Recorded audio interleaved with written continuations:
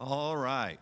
So I am proud to welcome Ernesto Rodriguez III, who is the senior historian at the Alamo.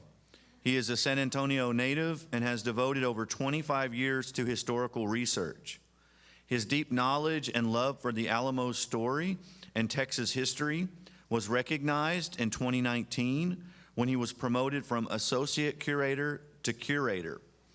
As curator, Ernesto is dedicated to the scholarly research that underpins both interpretive planning for the Alamo Museum and a greater understanding of the Alamo's archive and artifact collections.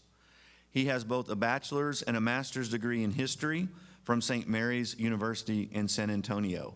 So please join me in welcoming him to the Dallas Historical Society.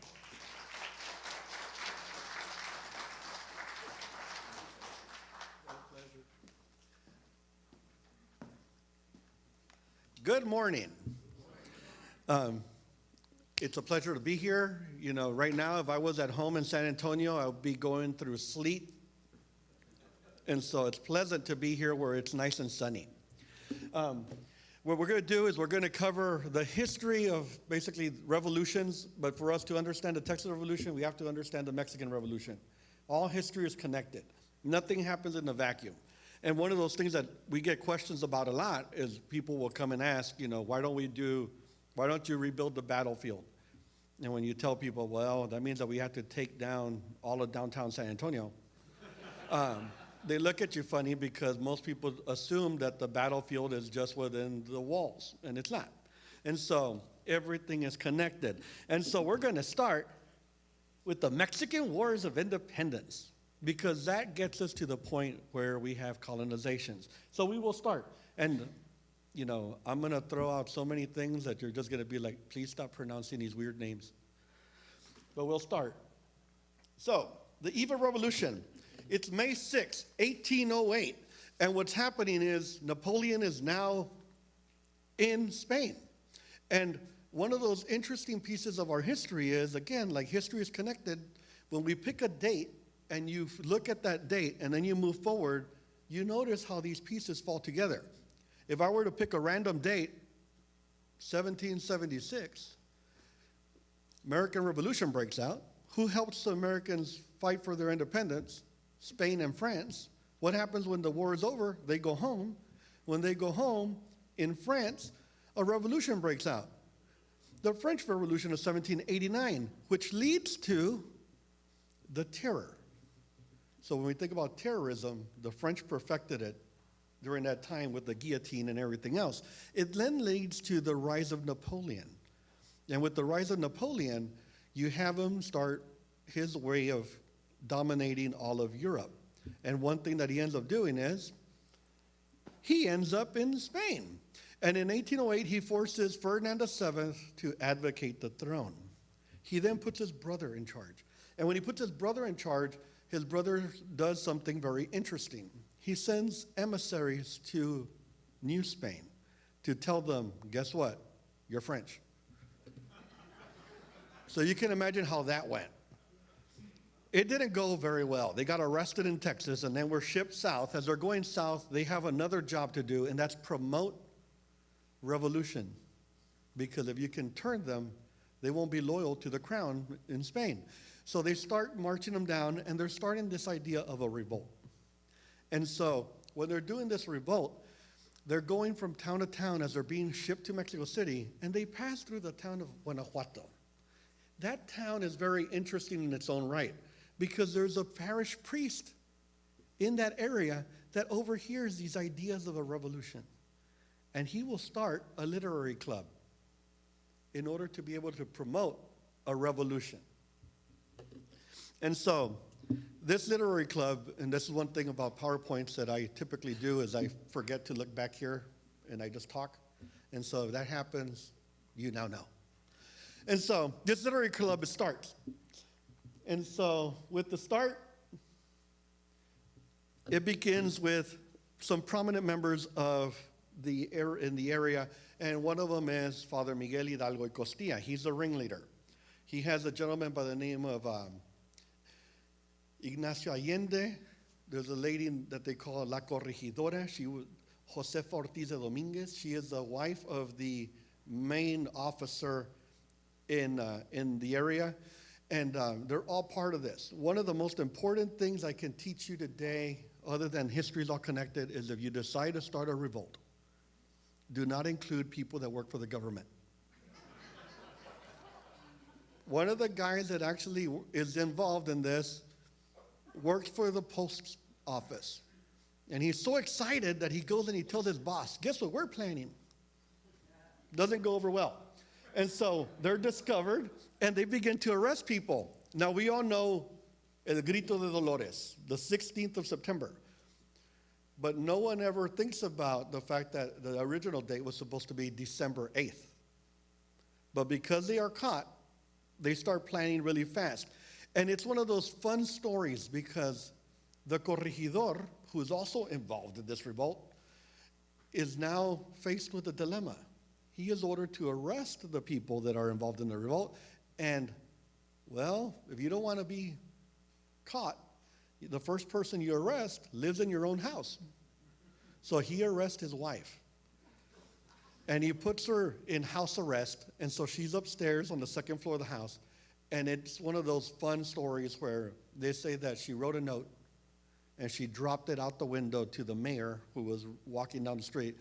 And he then rushes to the town of Dolores, and he hands that note to Hidalgo and Allende, and now they have to make a decision. Do we fight or do we flee? Hidalgo will do something, which is he will ring the bell at the church, and he calls for a revolution. Not a revolution to get rid of Spain. The Grito de Dolores, there's nothing in there that he says that says, let's get rid of the Spanish rule. It's death to bad government. And he ends it with, long live Ferdinand VII. So if you're trying to overthrow your old king, you don't salute him. So they start the revolt, and it's a peasant revolt, which is one of those really interesting things. And he runs back into the church, and he comes out with a banner, and the banner will be Our Lady of Guadalupe. And he says, this is the banner we shall fight under, and they begin their revolution. These are the conspirators.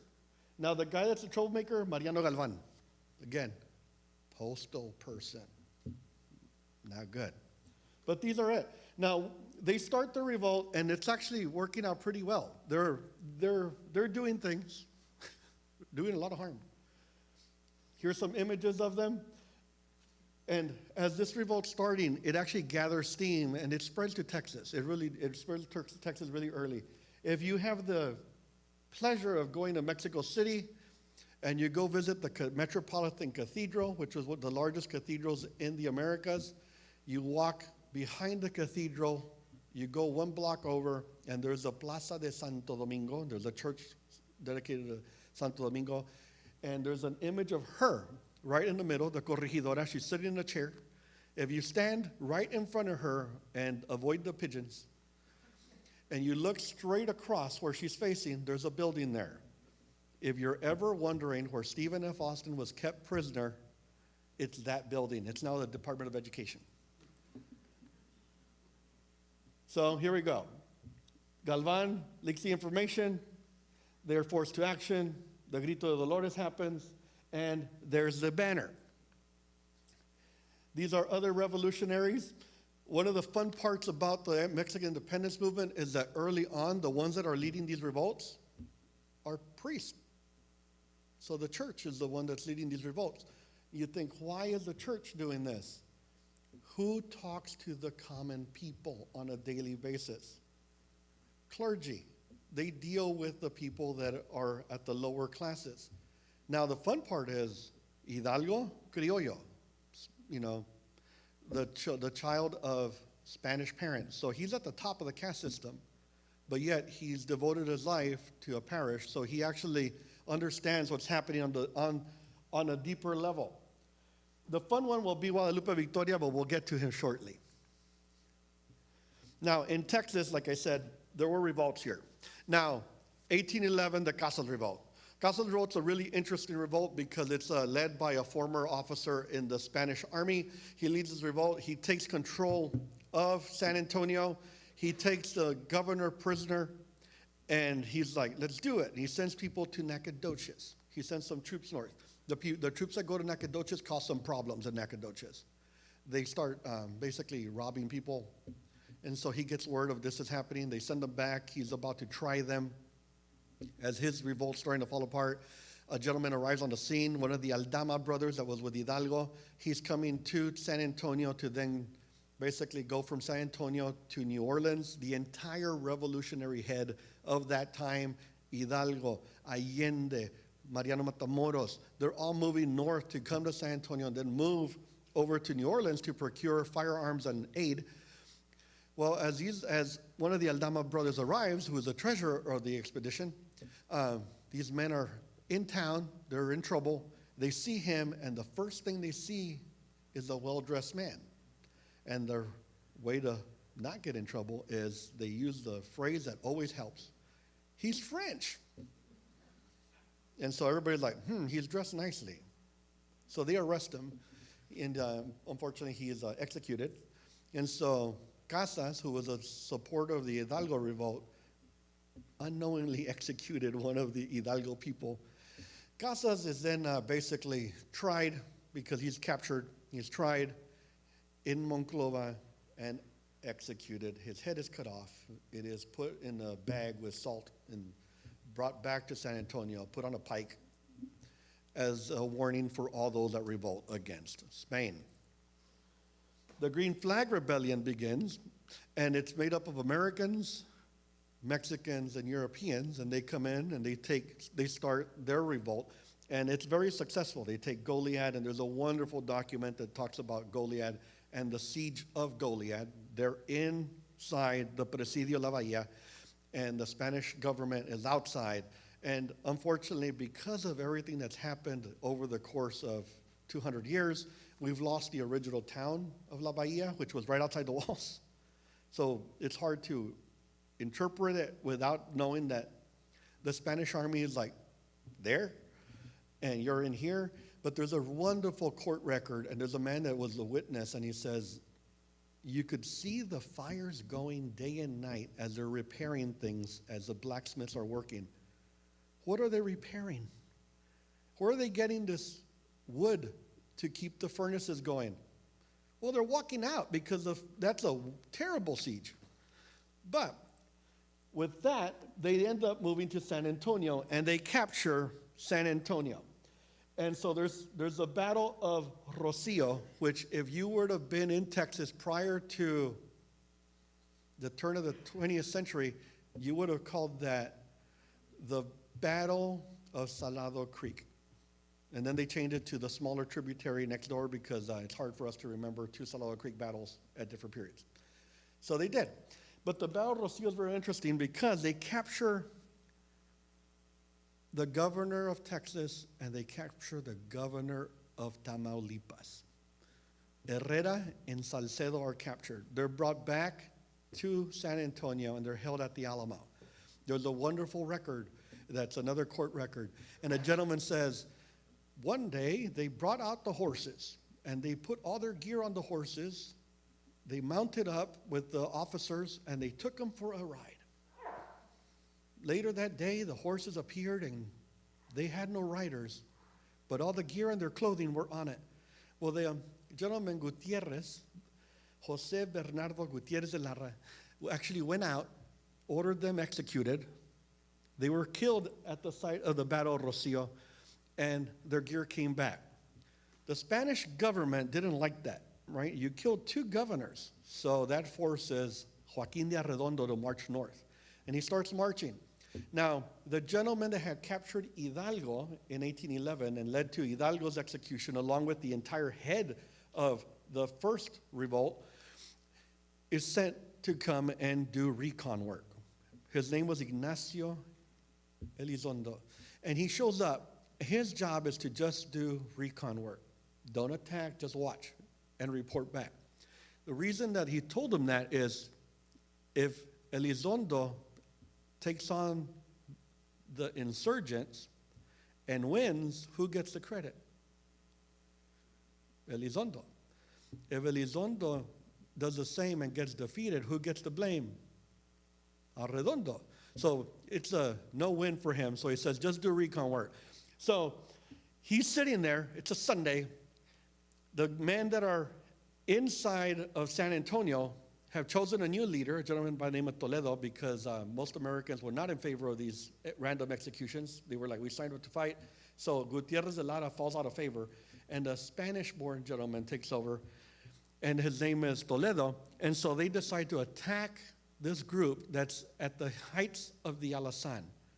And so which is basically at the confluence of the Alazan Creek and where Martinez Creek intersect. If you go to San Antonio today, where those two creeks actually intersect, there's a church nearby called the Basilica of the Shrine of the Basilica of the Little Flower, and it's right in that area. It's a high point in the west side of San Antonio, and they attack them, they catch them off guard, they rout the Spanish army, and it's a defeat. Elizondo makes his way back, and he reports to Arredondo, and he starts his march north. He's marching to come retake what is Spanish. And they arrive in the area, and they decide on a plan. And the plan is, you will lure them into a trap. So, he sends out Elizondo again, right? So I don't think Arredondo understood that you don't send the guy that keeps messing up. But he did. Sent them out again. He goes, lure these men into a trap. The men that are in the town know that the army's coming, and they go, let's meet them out in the open so that they don't fight in the town, right? It's not good to fight where you live. And so they march out. It's August 18th, 1813. And if you've been to South Texas in August, it's pleasant. No, it's horrible, right? And imagine being in the army and you're wearing wool. No. So they march out. When they're out there, Elizondo goes out to lure them into the trap. And it's basically going to be a pincer movement. They're going to surround them and they're going to wipe them out. As they go out there, Elizondo starts marching. He gets to a point, and they're setting this trap. Now, on the insurgent side, with the Green Flag Rebellion, some of the Tejano ranchers are not very happy with Toledo. And one of them in particular, one of them in Chacas, will say, there's a problem here. We've got a Spanish-born individual leading us. He will betray us. If he survives and we lose the battle, he will go right back to Spain. We can't trust him. Others are like, no, calm down, it's fine. So they go out. They attack Elizondo's position. Instead of falling back and luring him into a trap, he tries to defend the spot for a while. They send an artillery piece in. More of the men that are in the insurgent army are starting to move forward. Elizondo's needing help. They have to send more troops to pull him back. As they pull him back, the army starts moving faster. It's sandy, it's hot. You're in this battle, it's already hours in. They start marching closer and closer. Arredondo sets his trap, and they start to enclose. It is a terrible defeat for the insurgent army. In that battle, over 900 people will die. Those that do not die start to flee. As they flee, cavalry chases them down. It's a running battle. And that's one of those important things to remember. It is a running battle. So there's a lot of people that have located the site of the battle. And they're all different places. They're all right. Because it's not like we're in this room. No, it's here. It's down the street. It's further down the street. It's all the way. And they just keep falling back. When this ends and they start rounding up prisoners, they're executing people left and right. Spain has a no-quarter policy, and they're executing left and right, and they're bringing some men to town. Arredondo is now in San Antonio. He's writing a report, and in his report, he will cite people for bravery. 2 of them will be involved in the Texas Revolution. The first one is Domingo de Ugartechea. He will be the commander of the Alamo garrison in 1835. The other one was a young lieutenant by the name of Antonio Lopez de Santa Ana. It's his first visit to San Antonio, won't be his last. And so as they're rounding people up, they get to town and they round up the wives of these men that are in the insurgency. And they lock them up in a building, and they're forced to feed the Spanish army. There's an account that says they were producing 30,000 tortillas a day to feed the army. They're under hostile conditions. That place had a name. It was called La Quinta. So if you ever mistreated a hotel, just saying you know. It's been there. But there's also accounts of men being executed and their bodies being laid out in front of San Fernando Church. And the parish priest writes letters to the viceroy saying, I need to bury him. They won't let me bury him. And he finally gets word months later that you can bury him. So imagine, August. So they were ripe. So this ends the revolt for Texas for a while. And then things start to change again. They're fighting in Spain. History is connected. They're fighting in Spain. There's a gentleman named Francisco Javier Mina. He's been fighting guerrilla warfare against France. He gets arrested. He's put in jail. And guess who he's in jail with? French officers that had fallen out of favor with Napoleon. So he learns tactics from these men. When he's released, a lot of these men are released too, he's become disillusioned with Spain. He ends up in London. And when he's in London, he encounters a gentleman there in London by the name of Winfield Scott. And Winfield Scott says, hey, there's a fight in Mexico. You should go. The U.S. will support you. So he comes over to the United States with the men that were with him there, and he gathers more troops, and he makes his way into Texas. And then from there, he gets artillery pieces, some of them which he can't take with them, and later they'll end up at the Alamo because they're left behind on the coast. But the really interesting thing is, when he starts his march with this group of guys, he goes south. It's about 300 men that are highly trained. They're causing havoc for the Spanish army. But when you kill a person that's trained and you replace them by someone that is not, your chances of victory start to end a little. And he meets his demise in 1817, and he is executed by the Spanish army at the age of 27. How many of y'all have been to the town of Mina here in Texas? There is a town that honors his name.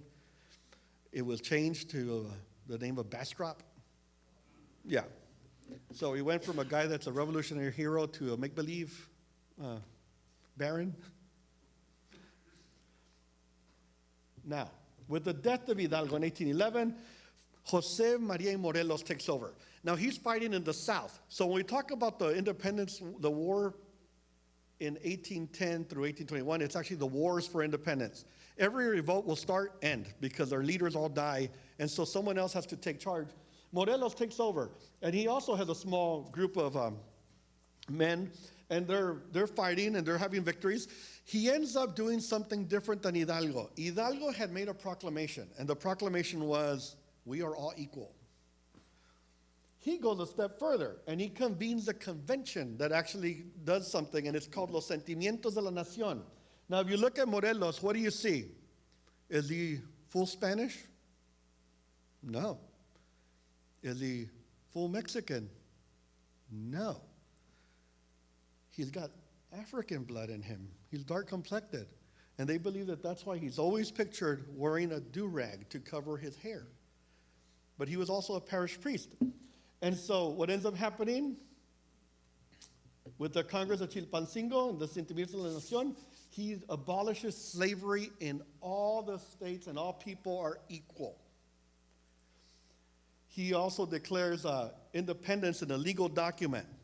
Unfortunately, he will also meet his end, and he will be executed December 22nd, 1815. Now, the thing about Hidalgo, Morelos, Matamoros, these priests that are fighting is the government cannot execute them because they are religious leaders. They have to be defrocked. And so for them to be able to be tried on a tribunal, they must be defrocked. So they have to go through church first and then get tried.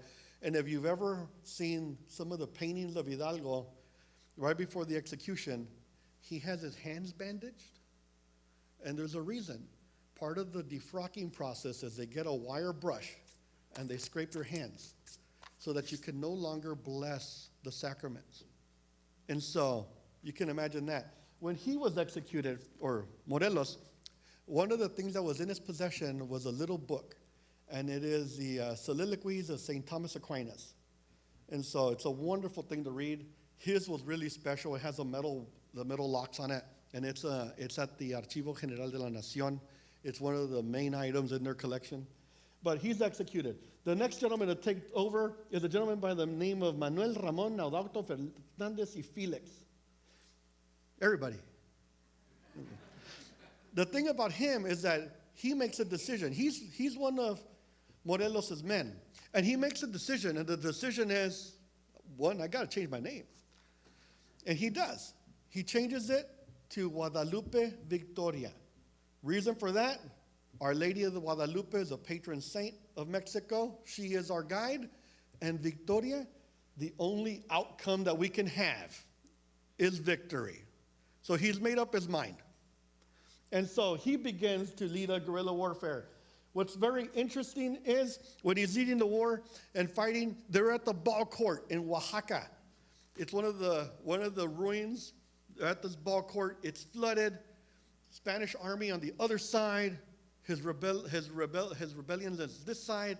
No one wants to go across because there's water.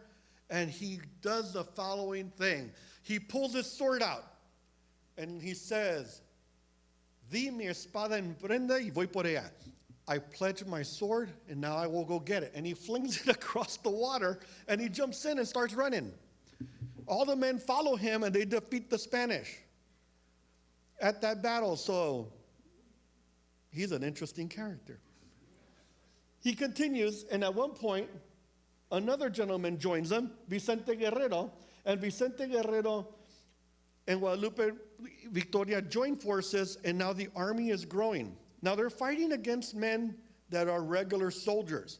Now you can imagine, Santa Anna's at the head of one army at this point, because Santa Anna was from a region in Mexico that's very powerful, Veracruz.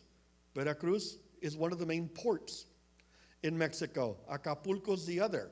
And so a lot of money there. And I will say something that Sherry will probably get mad. But if you're ever talking about the Battle of the Alamo, and we all know that we're about to start the 13-day siege tomorrow, it's winter. And so if you want to make people mad, ask them the following question. Were there jalapenos at the Alamo? And most people will say no, because it's winter, right? Jalapenos don't grow in the winter. I'm not talking about the food. Santa Anna himself was born in Jalapa, hence he's a jalapeno. So there was at least one. So one of the commanders of the Spanish forces is Agustín de Iturbide. And so he's fighting against Vicente Guerrero. And one of the things that he starts to notice is, one, we're losing. We're not going to win this war. Second thing, how can I turn this to my favor? So he has an epiphany. And he says, why are we fighting with each other? We are all Mexicans. We should be fighting against the Spanish. So he turns with his army and joins the insurgency. Santa Anna turns with his army and joins the insurgency. They see a great opportunity and say that they unite. And when they unite, it ends up with the Plan de Iguala, which will lead to Mexican independence. So Mexico will gain its independence from Spain. In our collection, we have a robe, and it's attributed to Santa Anna. It's a robe of the Order of Charles III of Spain. It's a beautiful blue silk robe with silver thread, has the little lions, castles, and the Roman numeral 3. And Santa Anna acquired it, not because he earned it, but because he got it from the Viceroy O'Donju right before he left. So they march into Mexico City in the army of the three guarantees. Now, Iturbide marches at the front because he's got the bigger army. And the three guarantees will become very important because they will set the stage for Mexico's first empire. I actually hit that slide right. So we will start with the first empire. Now, Mexico, unlike the United States, that immediately starts looking at a way of government by the people, they're trying to figure out what's best for us. And the first thing they do is let's set up an empire. So the Treaty of Cordova establishes the three guarantees, which is a monarchy, Roman Catholic Church as the official religion, and equality for criollos and peninsulares. Spanish-born and New World-born Spaniards are equal. Why is that important? Santa Ana is criollo, Iturbide is criollo. So now we're at the top of all levels of society, which is funny because, it's not really a guarantee for everyone. So they start deciding, what shall we do? What kind of government do we want? So they go, well, we're going to establish a monarchy. We need to find a king. So they send the word out. Hey, we need a king. And so Iturbide says, fine, I will step into the role. And so what's interesting is if you go to the Museum of History in Mexico City, better known as the Castle at Chapultepec, you will see the image I showed earlier of Iturbide standing like this, pointing at a map. And then you walk right through the door, and on the other side, he's wearing this giant white leopard thing where he becomes emperor. So he's modeling himself after Napoleon. And so he becomes emperor of Mexico. And the first thing he notices is there's a problem in Texas. How do you protect your borders? You need to bring people in. And so they start trying to figure this out. And there's a gentleman that's involved in this by the name of Moses Austin. And they start the Imperial Colonization Law. Unfortunately, he's forced out soon after. And Santa Ana is one of the people that helps get him out. And he goes away to France. And it starts the first Mexican Republic. And so when we start the first Mexican Republic, there's a debate happening. Because now you've got to set up a government. How are you going to run your government? Because the monarchy didn't work. So what do? They go, okay, it can be centralist or it can be federalist. Federalists believe in a government that is ruled by the people. Centralist believes in keeping the status quo the way it was, where the elites are still elite and they're in charge. And so there's a debate, and there's Santa Ana pointing at a map. Pointing at maps was very popular. And so the debate's happening. And so as they're fighting, one of the best quotes is also one of the longest, and I won't read it all. I will paraphrase. Fray Servando, a priest that's involved in this discussion, he basically says, unlike the Americans that were basically self-governing for so many years, we were under a tyrannical yoke for 300 years and are but mere children and cannot govern ourselves. It's important to remember that because in 1835, Santa Ana will basically paraphrase that quote when he helps to centralize authority. Luckily for Mexico, centralization does not take place at this point. What they do is that they start with their first president. Now, this is one of those slides that I first did it many, many years ago, and I did it for a reason to basically show teachers the difference between the Mexican government and the United States government. We have this concept of the power shift being peaceful. And here, you'll see the period that we discuss is 21 or 24 through 36. These are the three presidents of the United States during this time. Let's talk Mexico. So the first president, Guadalupe Victoria, does serve his full term. The next president will be Vicente Guerrero. Vicente Guerrero is always quoted because of the fact that he abolishes slavery in Mexico in 1829. And the reason he does it is that he is the first African-American president in the Americas in 1829. And he took power because he was an officer, a soldier. He forces his way in, forces the guy that's actually winning the election out. He becomes president. He then gets ousted and is executed. And so you can go see his grave. It's in Mexico City at the Panteón de San Fernando, next to Benito Juárez and the two people he had executed. And then there's right across from it, in the middle of the cemetery, there's a cenotaph to Ignacio Zaragoza, Texas-born person that fought at the Battle of Puebla, May 5th, 1862. There's a cenotaph to him there now because they removed his remains and took him to Puebla. But he is buried there. If you look, this is just the first page. And there's two names that keep popping up, right? Farias and Santa Ana. Because like the old elections in the United States, where you ran and first and second place became president and vice president, Mexico was doing that same thing.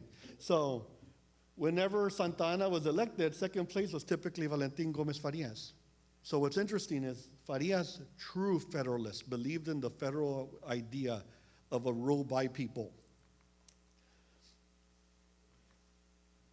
So they start right away with their government, and one of the things they say is, if Iturbide returns, he should be executed. The reason that they have to do that is because there were a group of people that were still monarchists, and they call for Iturbide to return.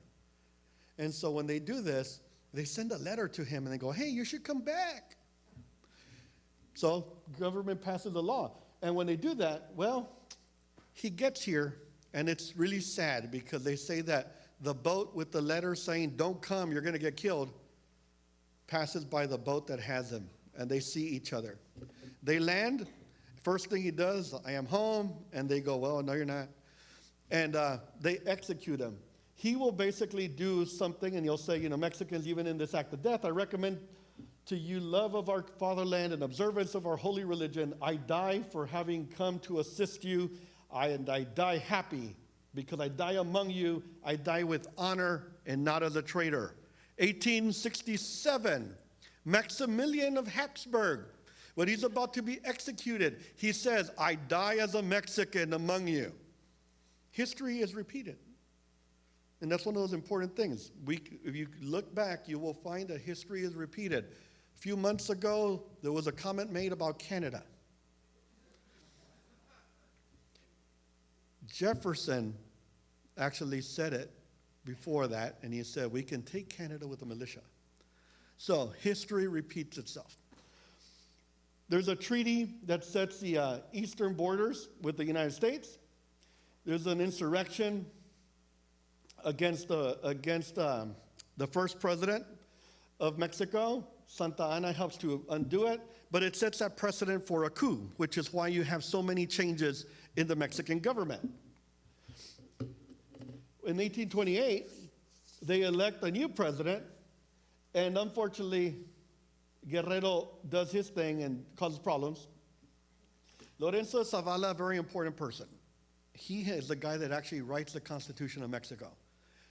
He's such an interesting individual that in 1836, a gentleman that is keeping a diary, William Fairfax Gray, will call him the most interesting man in Texas.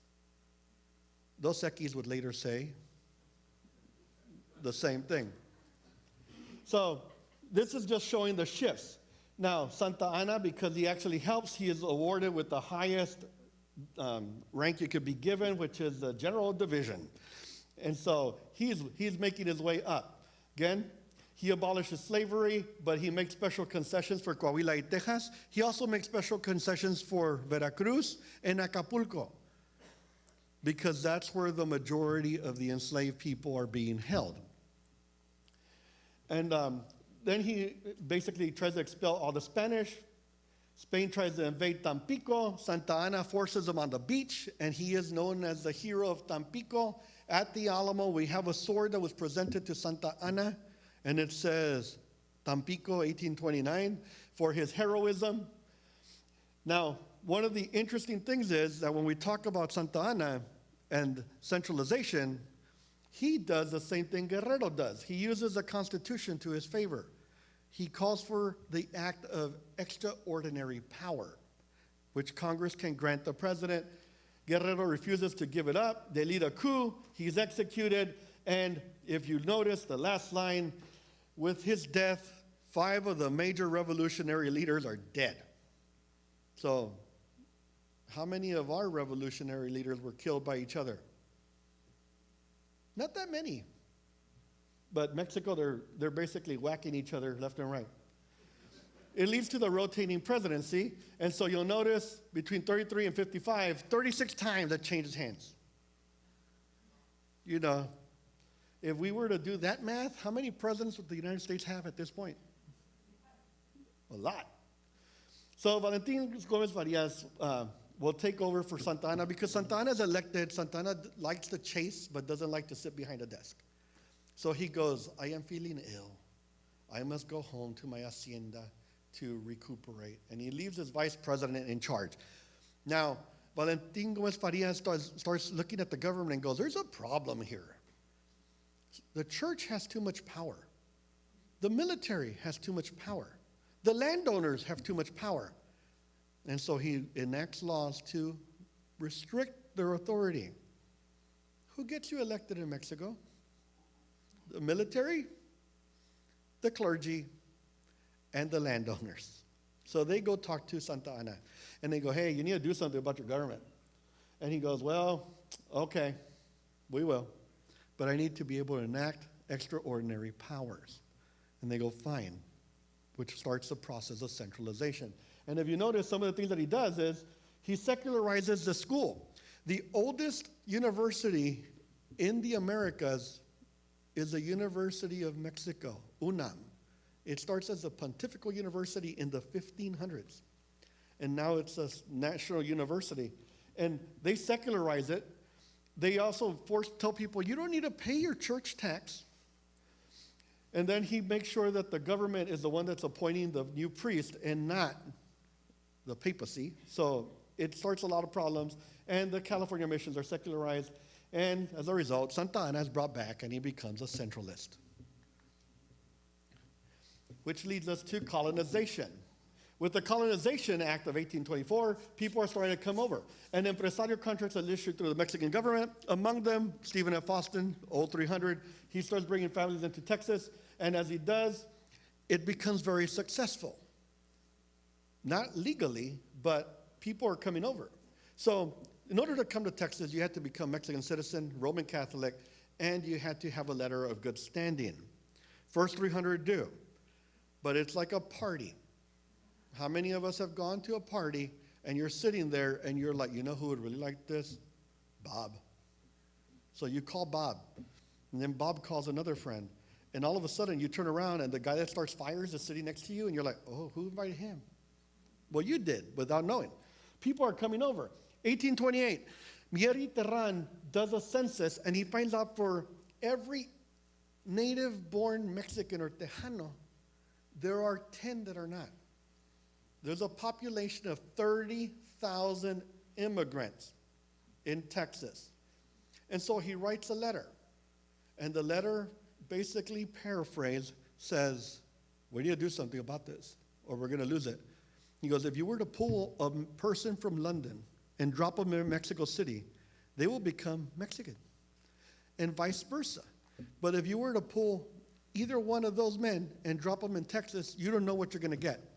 It's a different type of people, and we must do something to stop this. So on April 6, 1830, they close their borders with any country that borders Mexico. Are they worried about Guatemala? No. It's the United States, because people are starting to move west. So Santa Anna shows up. He centralizes authority. Constitution's abolished. He sets up 7 laws to govern Mexico. And then he says, basically, we are not able to govern ourselves, so I have put myself in the position to be able to do so. And starts the problems. March 31st, 1835, the Militia Reduction Act is enacted. And it basically states, militias in Mexico can be 1 man for every 500 inhabitants.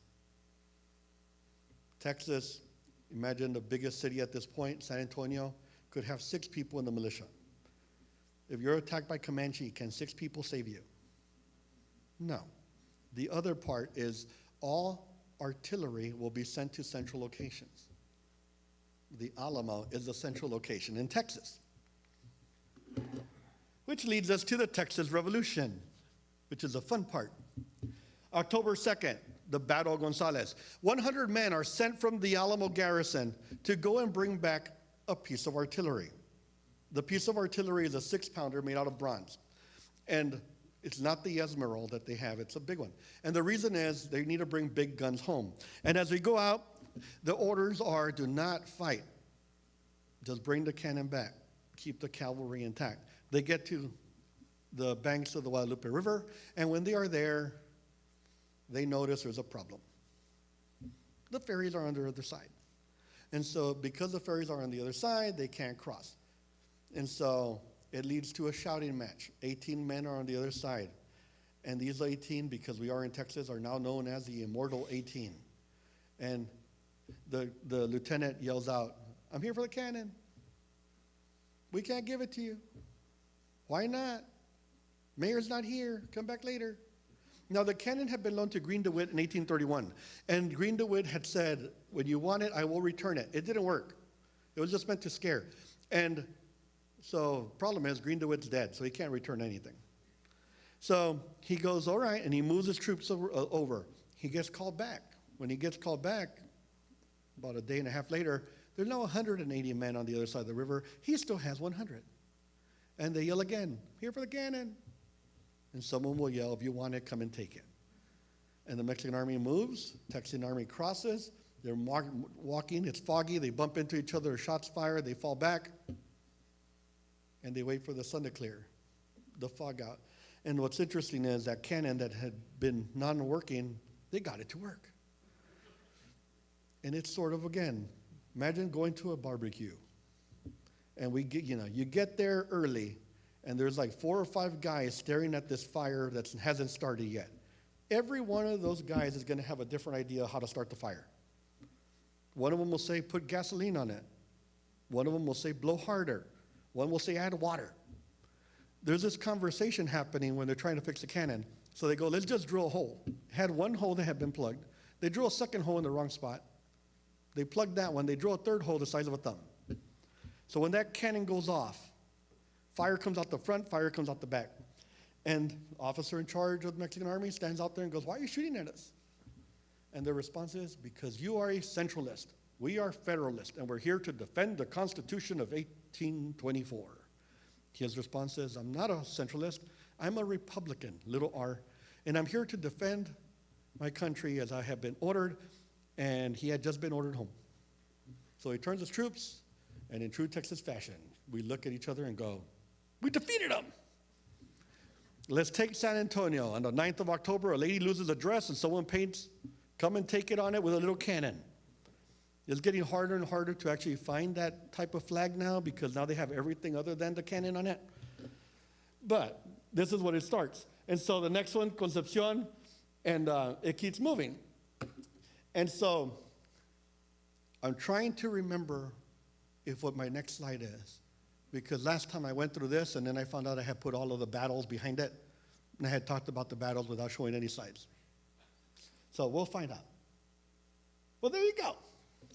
So now you have, with this thing with the cannon, the commander of the eastern provinces, Martín Perfecto de Cos, is sent north. And they're sent to come to Texas. As he's coming through, he splits his army. Part of it comes over land, the other one comes over the coast. They go in, they end up at La Bahia, then they come into San Antonio. They start fortifying the Alamo, and they start preparing for an attack. Texans start moving around, they end up in San Antonio, and they start a siege. And there's several skirmishes around town, and you've got the Battle of Concepcion, in which a gentleman by the name of James Bowie and a guy named James Walker Fannin take on the Mexican army. They hide in a tree line, they defeat the Mexican army. It's a victory for the Texans. You then have rumors are coming that Ugartechea has left to go bring more troops north, and someone says, "We spotted them, and they're bringing pack mules." So they send the cavalry out to intercept. The men that are infantry are in camp, and they go, "You know what? They're probably bringing silver to pay the Mexican army. So 30 pack mules full of silver, what army are you paying? That's a lot of silver." So they go off as well. The grass fight happens, and they basically are bringing fodder to feed the horses that the cavalry has, left because the other group of horses that had been marched out to feed were captured by a gentleman by the name of William Barrett Travis, and they had been sent to Goliad to then be used for the Texas Army. A gentleman that had just been released from prison comes on the scene. His name was Benjamin Rush Milam. Benjamin Rush Milam was one of those interesting individuals. He fought in the War of 1812. After the War of 1812, he becomes disillusioned and he joins the Mexican independence movement. He will be with the governor of Coahuila y Texas when they get arrested.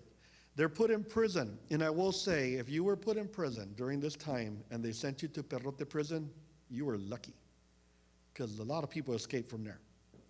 He's released. He ends up at Goliad, finds out that we're in full revolt. He then goes to San Antonio, and he notices that the troops in San Antonio are getting ready to leave for winter quarters. And he tells Edward Burleson, we can't lose momentum. We should do something. And he says, fine, if you can gather men, you can attack the town, and we will guard the rear. He goes, fine. So he gets a rifle, he draws a line in the sand, and he says, who will go with old Ben Milam into San Antonio? 301 men say, I will. And they begin to prepare. A gentleman by the name of James Clinton Neal is the chief of artillery. He's told, you need to take a cannon across the river and start the diversionary attack so that the men can run into two houses along Main Plaza. December 5th, Texan Army starts their maneuvers. Neal starts firing on the Alamo. Milam and Johnson make it to their positions. Problem is, Soledad Street, there's artillery right at the plaza aimed down the street. You can't get your artillery pieces to move in because they're firing at you. So they start a house-through-house fighting. At one point, a group of men climb onto the roof of the Veramendi house, and when they climb up, they're expecting a ledge on top. Most houses have ledges, not the Veramendi house. And they're being shot at, they're wounded, so they dig through the roof and come down. On December 7th, 1835, Benjamin Rush Milam crosses the street and goes into the Veramendi house to have a meeting. As he's doing so, he walks out into the courtyard and is shot in the head, and he's killed. He's buried with honors in the patio there, and then he's dug up and moved to the cemetery, where if you go visit it today, Milam Park, there's a statue of Ben Milam, and then they found his remains about 10 feet away. So there's a little monument to him 10 feet away. But he's still in that plaza. The fighting continues. Mexican army is in dire need of supplies. And the Texan army is in dire need of supplies. At one point, Francis White Johnson, who is now taken over, he will say, part of the Morelos battalion could be seen marching from the Alamo towards us. We fired at them. They dropped. And then they stood up and just started marching towards us without being afraid. On the 9th of December, a white flag will be flown over Main Plaza, calling for capitulation. On the 10th, the Mexican army capitulates. They are allowed to return to Mexico itself with the promise of never to fight against those that defend the Constitution of 1824. They are also allowed to leave armed and with one artillery piece to protect themselves against attack from Comanche or Apache on their way south. During their time in San Antonio, as they're prepping to leave, if any of the Texans or any of the Mexicans encounter each other, they should be unarmed and they should be cordial. You know, they weren't upset. But they leave, and the Alamo falls into the hands of the Texans. Right after this, men start to prep. Now, we said we defeated them at Gonzales, let's take San Antonio. So the same group says we defeated them in San Antonio, let's invade Mexico. So they start the Matamoros expedition that falls apart fast, but it does its damage because we lose supplies and men that wander off. It also is an interesting thing because with their marching south, word is getting to the Mexican army in Mexico that there's troop movement towards Matamoros. So you think about that, and we typically don't do the math and go, well, why is Urea marching up the coast of Texas? Well, because he was sent from the northern part of Mexico across because of these men that are marching. They're trying to prevent something else, and Urea is forced to actually leave early. And so they begin their march. January 19th, Colonel Bowie arrives in San Antonio to assess the situation, and they make a decision that we would rather die in these ditches than give them up to the enemy. Well, this is an artillery hub. It sits on all the roads that come into Texas. You control the roads, you control what happens. It's the San Antonio River line. The other part of the San Antonio River line, La Bahia. So those are the two main points. Travis arrives on the scene on the 3rd, and when he arrives, he comes in with a group of men that are cavalrymen, and then David Crockett arrives on the 8th. And so now you've got the other big three, right? And I typically, when I do a really long talk, you'll hear about the other big three, which is Mejia, Farias, and Zavala, who meet in New Orleans to discuss the overthrow of Santa Anna's power, and which leads to the Texas Revolution, because Zavala comes in to help do that. February 16th, Santa Anna's army begins to cross the Rio Grande. Now the thing is, Filisola will say, everyone knew we were going to go back into Texas, or we were going to Texas. He goes, the plan was to come in December. It didn't happen, right? They don't arrive until February. Why don't they arrive until February? Santa Anna gives us a great glimpse into the reason. He gets sick. He has Moctezuma's revenge, basically. And he holds the army back because he likes to micromanage authority. He is still in San Luis Potosí. The armies are now at Leona Vicario or Saltillo, moving north. He halts everything till he gets better. And as a result, Mexican army loses the momentum and the surprise of coming north. They arrive on February 23rd, 1836. And they take the town without firing a shot. The bell at San Fernando is ringing, giving the warning to the men to fall back. They bring women, children along with them. They lock themselves in. James Bowie, one of the co-commanders. Travis is the other commander. So you think where you have two leaders, it always works out great. Bowie, wanting to see if we can not have hostilities, sends out a messenger. And Santa Anna really doesn't see him. Another officer will write back, you can surrender our discretion. At that point, most men would be paroled, officers would be executed. And Travis is upset. How dare you send someone out without consulting me? So they fire the 18-pounder at the Mexican army, and the siege begins. On February 24th, 1836, unfortunately, Bowie becomes ill. And he relinquishes control of the volunteers to Travis. Travis will also write the most famous letter ever written by a Texan to the people of Texas and all Americans in the world.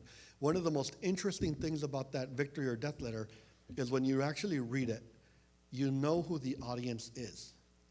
When you call it to the people of Texas and all Americans in the world, you know he's hoping this gets published. Because if it gets published in the United States, aid will come. And so he uses key phrases. American character, patriotism. He ends it with victory or death. The call sign for the Battle of Trenton that George Washington had 60 years earlier. So imagine, this letter gets printed. There's a grandfather reading the newspaper in the United States. He reads it. He reads victory or death. And he looks and says, son, you know what you got to do. Americans need you.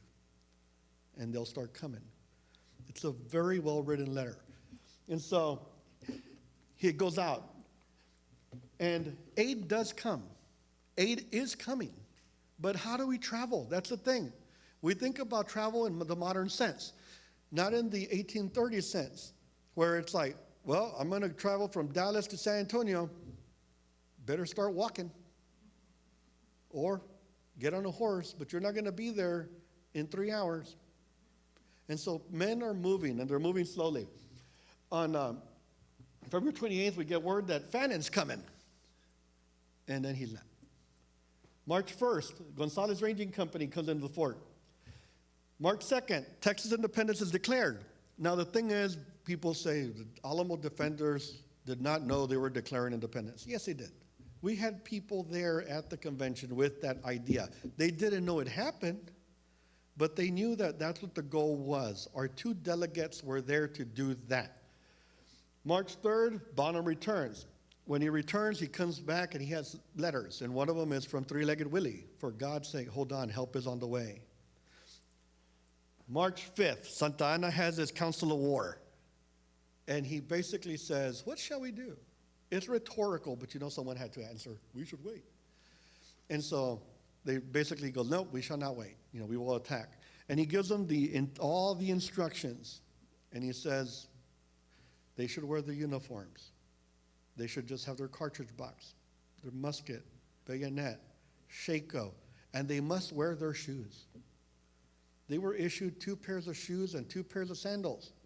Now, if you've ever worn an 1830s pair of shoes, they're very uncomfortable. There's not a left or right foot. It's just a foot. So you put them on, you dunk your feet in water, and you walk around with them until they dry and they mold to your feet. Now, none of us walk the way that the person that created the shoe wants you to walk.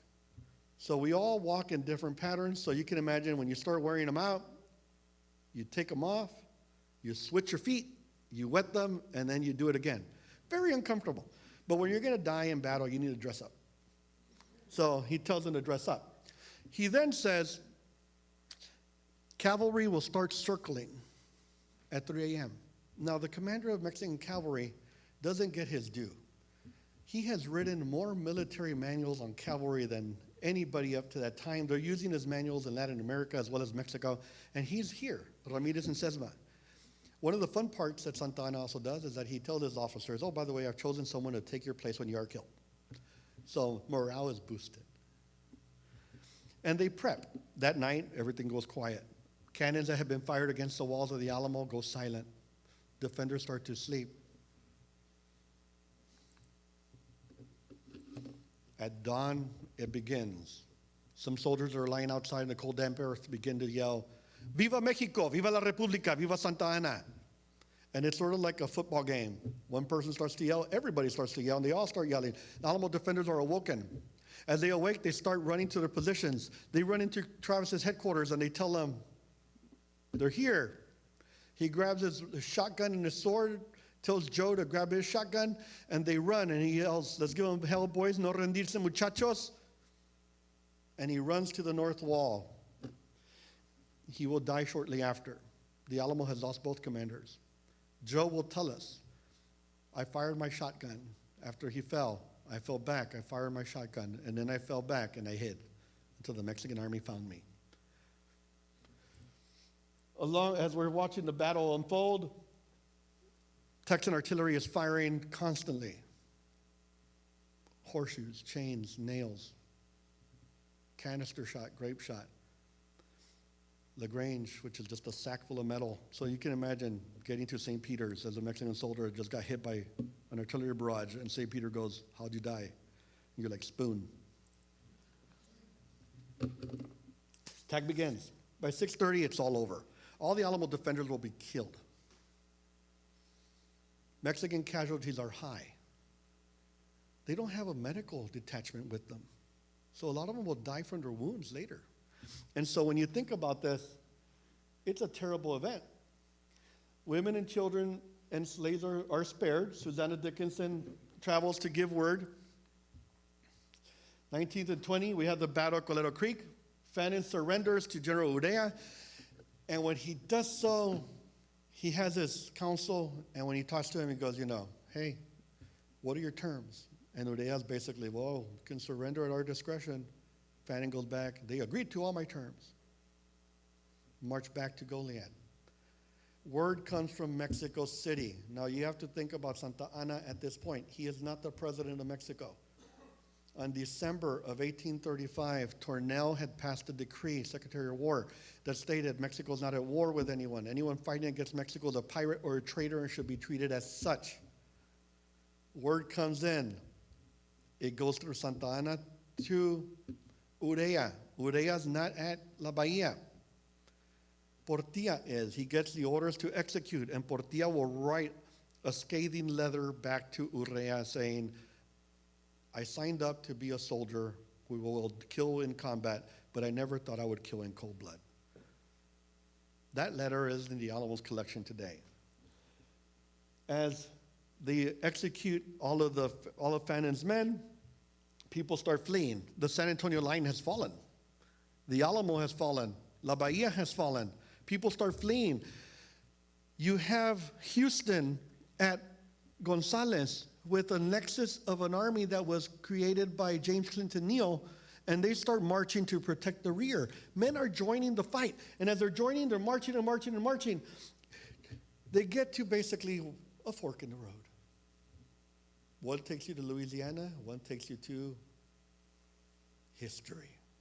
Santa Anna had left the Alamo late March. He had heard that the provisional government of Texas was was at Harrisburg. He gets there with a vanguard of his troops. When he gets there, he sees them boarding a little boat, and they leave. He then marches and comes around, and they end up at the banks of the San Jacinto River. He has water on three sides, and there's a little bridge. April 20th, 1836, Sam Houston's army and Santa Anna's army encounter each other, and they fall back. Santa Anna lets his men rest. He receives reinforcements. Castrillon, one of his generals, says, we should set up defensive positions. The enemy's right over there. Santa Anna does not expect anything. He expects him to rest. As he is resting, following the traditional ideas of Napoleon. Sam Houston didn't read that book. Castrillon sets up a small division, or a little perimeter around his men on April 21st, 1836. Texas Army begins marching. They're singing a love song, Will You Come to the Bower? They come over the hill. They start running. Battle cries, remember the Alamo. Remember La Bahia. Remember Tampico. We don't talk about that because it was, still part of Mexico. God in Texas. One of the officers, Thomas Jefferson Rusk, will yell at his men and say, don't kill him. They spot Castrillon. But at that point, someone's airborne with a rifle, and they hit Castrillon in the head. They kill him. Castrillon was a highly respected soldier in the Mexican army. His men had told him, leave. He said, in my 30 years of being an officer and a soldier, I have never turned my back on the army and the enemy. I am not about to start now. And he crossed his arms and met his fate. The Battle of San Jacinto itself lasts 18 minutes. Carnage lasts hours. The end, they're rounding up Mexican troops and bringing them back. At one point, they round up a gentleman, bring him back. It just happens to be Antonio Lopez de Santa Anna himself. People do what you're not supposed to do. They spot him and they stand up. And he says, take me to Houston. They begin negotiations, and the Republic of Texas is born. And so, we will be a republic. The treaties of Velasco are signed. Alamo fortifications begin to be destroyed. March 5th, Rafael Vasquez invades San Antonio. And then, September 11th, 1842, we have the thing happen again with Wall's invasion. We are readmitted to the United States. I took a slide out because it was really, really long. But in 1845, December 29th, we allow the United States to join us. And we become the 28th state. We're there till 1861. We have a falling out. We end up in a civil war. And we cause so much problems that we're the last state to be admitted, and it's 1870. 1877, the U.S. Army moves out of the Alamo, and they go to Fort Sam Houston. 1878, Henri Grenet opens a mercantile establishment. 1883, the church is bought for $20,000 by the state of Texas. 1905, the DRT by the Long Barrack. 1905, it becomes a sacred memorial to the heroes that immolated themselves upon that hallowed ground. That law is still in effect. It has just been edited in 2011 when the Texas General Land Office became the custodians of the site. In 2014, Phil Collins donated his collection to the Alamo, and it prompted us to look at the Alamo once again and go, we can do better. And we began planning.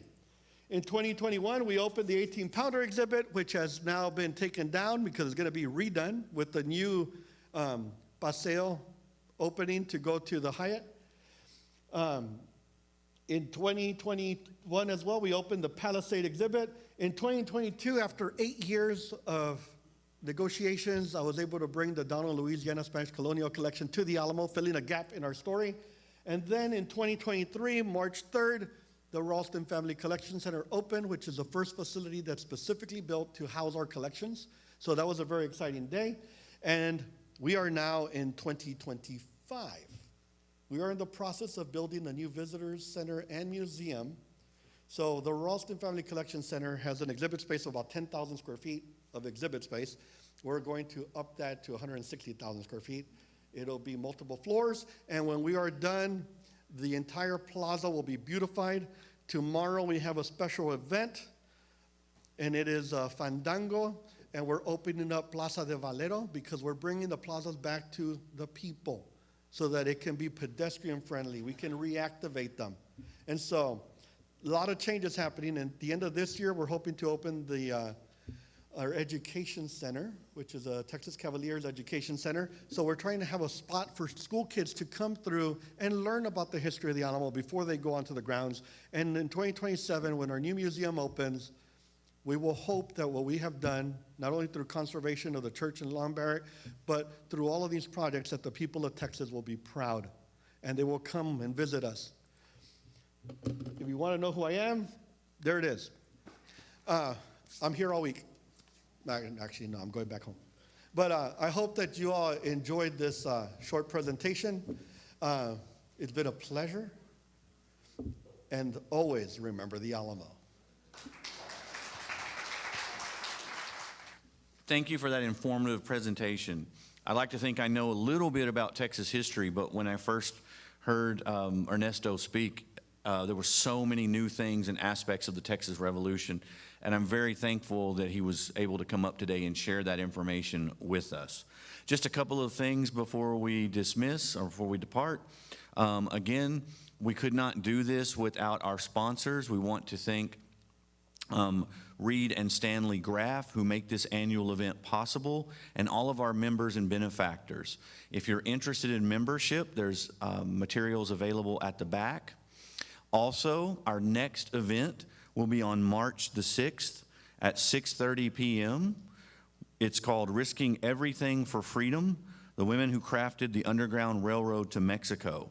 So join us as we welcome Dr. Maria Esther Hammock and Dr. Rolanda Teal. They're going to tell us about this hidden part of Texas history and women that created underground railroad stations on the path to freedom for enslaved people heading to Mexico. Everyone knows about the Underground Railroad to Canada, but there was another one right here in Texas. So that's March the 6th at 6:30, our first evening with program of the season. Before you leave today, if you've not seen the exhibits upstairs, I highly recommend that you visit the Alamo exhibit diorama. There's some really amazing things up there. You can get a visual picture of what we learned about today. So thank you again for coming out, and we hope you have a wonderful day.